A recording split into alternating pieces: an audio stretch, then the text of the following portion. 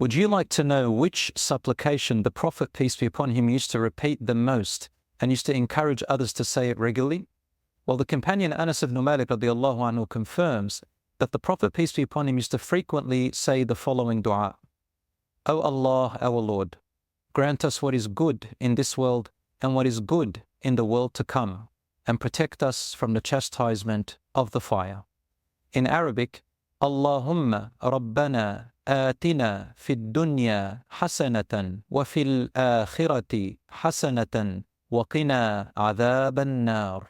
Narrated in Sahih al-Bukhari 6389 and Muslim 2690. The reason for its importance is this: it's a comprehensive dua that covers everything a believer wishes for in terms of happiness in both the world and the hereafter. And because it's one of those key du'as that brings together the good things of this world, like provision of wealth, a righteous spouse, beneficial knowledge, and the good things of the afterlife, like paradise and salvation from the fire, the Prophet, peace be upon him, repeated it the most. Now, many Muslims, when supplicating to Allah in their du'as, focus on their worldly gain and benefits and forget their hereafter benefits. Now, Allah subhanahu wa ta'ala teaches us in the Quran to be more generous to ourselves and always expand our supplications.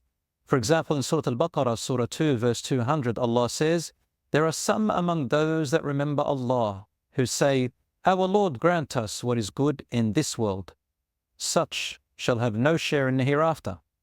Then He guides us in the next verses by guiding us to say this: "There are others who say, Our Lord, grant us what is good in this world and what is good in the world to come, and protect us from the chastisement of the fire. They shall have a generous portion of rewards for what they earned, and Allah is quick in giving the reward." So increase in the supplication dua in the last 10 days and nights of Ramadan and throughout the year, my dear brothers and sisters. Wassalamu alaikum.